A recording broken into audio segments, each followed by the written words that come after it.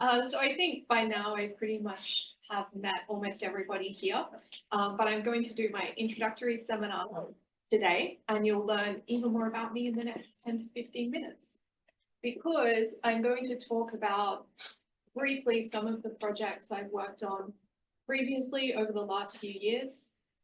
Then I'm going to finish by talking about the project that I'll be working on over the next 2 years with Sham. So I wanted to start by talking about my PhD project, which I did at the University of Sydney. So if you're not familiar with geography of Australia on the other side of the world, Sydney is a city halfway down the east coast, which is my hometown. So my PhD was on the genetics of inbreeding and selection in thoroughbred horses. So this is really in line with my background interests outside of work. And I know that thoroughbred racing is not a popular thing in Scandinavia, but in Australia, it's a really big industry. And from a scientific perspective, thoroughbred horses are quite interesting because they have pedigree records that date back to the early 18th century. And in fact, their stud book has been closed since the late 18th century, which means that thoroughbreds are modern thoroughbreds are the result of many generations of selective breeding for racing performance. So the main aim of this project was to understand how this closed population structure and selective breeding practices have influenced the genetic makeup of thoroughbred horses. So we started by using a more quantitative genetics approach with this large pedigree database. And we can see here inbreeding is on the y-axis, and it has a significant negative relationship with all measures of racing performance that we looked at. And so what this shows us is that even after these many generations of selection, thoroughbred horses still show evidence of genetic load in their population. So next we moved on to a more bioinformatic approach. We were looking for recessive lethal haplotypes that had drifted to high frequencies in the population due to the selective breeding tactics. And what we could see was one haplotype, which had 35% of thoroughbred horses were heterozygous, but in fact, we could see no horses that were homozygous for this haplotype. When we looked at the genetic location of the haplotype, we could see that it was in this immune gene called LY49B. And this is a gene that is expressed early in embryonic development of horses. And we think that it may be causing some kind of embryonic lethality when the horses have this BB haplotype. So next I moved on to my first postdoc, and I was working in the National French Research Center in Toulouse, which is a city in the south of France, close to the Spanish border. So on this project, I was working also on equids, but not just on horses, on donkeys and mules as well. And I took more of an evolutionary approach. So we were interested in tracing the origins and the domestic history of these equids.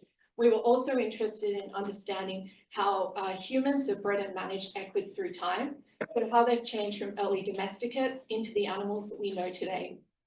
So for this project, we had a large amount of genome sequences from modern equids, but we also had some ancient sequences from archaeological samples and from museum samples. So my first project in this bigger project was on donkeys. And through analyzing the genome sequences of donkeys, we could identify that they were probably derived from a single domestication process in the northeast region of Africa. And we dated this domestication process to around 7000 BCE. So this is quite interesting to us because this was around the same time when the Sahara Desert started to change from a green plain lands into the arid region that we know today. So this really fits with this idea that donkeys were domesticated by humans in this region to assist them with movement and transportation as this landscape started to become more difficult. So when we were analyzing ancient donkey sequences, we found one that was particularly interesting. So this was a sample from a site on the border between Egypt and Israel, dating to the Hellenistic period. When we look at the genetic makeup of this ancient donkey, as you can see on the tree, it has a genetic makeup that's quite distinct from all the other modern and ancient donkeys in our data set. So this indicates that there were divergent or different lineages of donkeys or donkey-like equids in the past, which don't exist in the world today. So the donkey project was looking at genetic change over a large period of time, but we were also interested in looking at more recent genetic change. So this project moved back to horses, and we were looking at museum samples of 4 different horses, historical horses, from 3 different breeds. So we had a Clydesdale, which is the breed on my far right, which is a working horse breed that was used in agriculture before machines, I guess, took over farm work in the mid-20th century. We also have a thoroughbred horse, which is of course a sport horse breed under heavy selection. Then we had 2 Perowski's horses, which are a feral horse breed. They went extinct in the wild and they were saved by a captive breeding program. And one thing of interest we found when we were looking at these historical horses was their levels of inbreeding, which we measured as ROH, and ROH is on the y-axis in this graph. We can see our historical samples are represented by these coloured dots, and they have a lower proportion of ROH than their modern day descendants, which we can see as box and whisker blots. And what this shows us is that we can see genetic change in horses over the period of only a few generations, as well as over larger periods of time. So next I moved to work in the private sector, and I was working for Nestlé, which is a big food and beverage company. Probably everybody's heard of it. And I was working in their research center in Tours, which is a small town in the center of France, we can see on this map. And for Nestlé, I was working as the genomic expert on their coffee and cacao breeding programs. So this is a really important area of interest for Nestlé because coffee and cacao are 2 of their major products. So on this program, we were interested in identifying genetic variants that are associated with agronomic traits of interest. We were also interested in developing breeding programs for the selection of new varieties. And ultimately, what we want to do is promote stable and sustainable agricultural practices in coffee and cacao breeding. And so because of confidentiality reasons, I can't really talk about the work that I was doing. So what I thought that I'd do instead is share with you some of the major outputs which have come out of this program over the last few years to give you guys an idea of the kind of work that we were doing.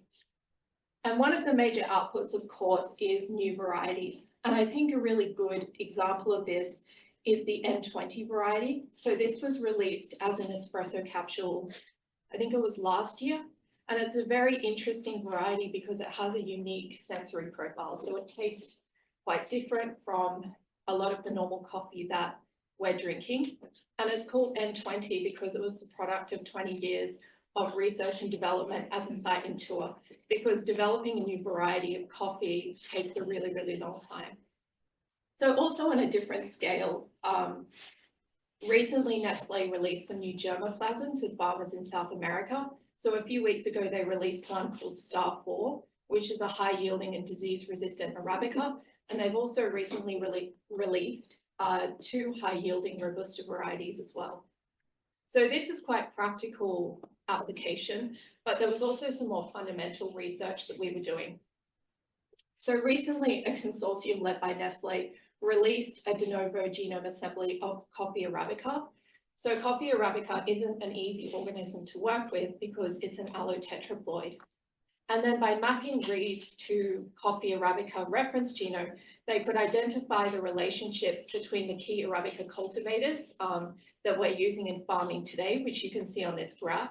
And they also identified a genomic region associated with resistance to coffee leaf rust, which is one of the main pathogens that affects Arabica production around the world today.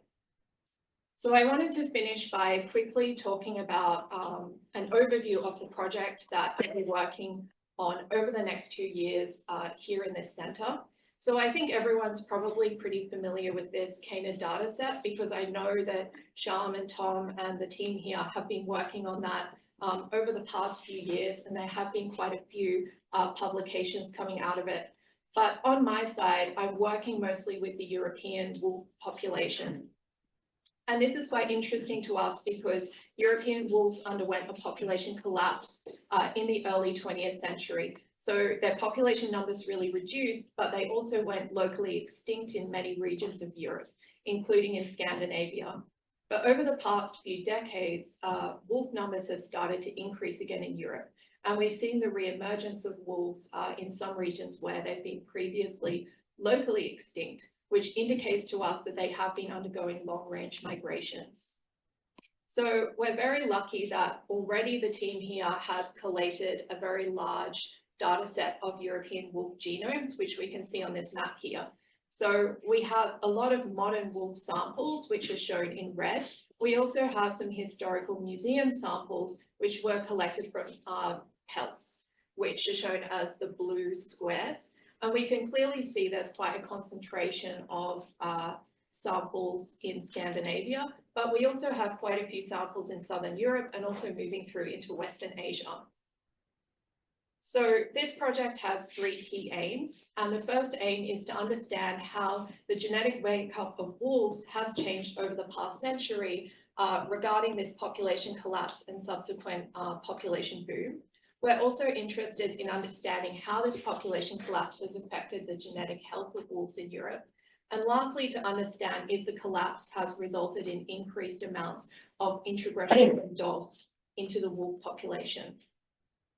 So I think everyone's probably pretty familiar with the shortcomings of working with historical or ancient samples in that they have a lower depth of coverage, which can cause problems when doing analysis. So one way that we're planning to overcome this is using genome imputation, which will hopefully improve the resolution of these low coverage samples. And using these imputed and phased genomes, we're planning on using haplotype modeling to really give us a fine-grained resolution of the population structure, so we can track changes in that structure through time. So I've come to kind of an abrupt end now, but that's all that I have to say.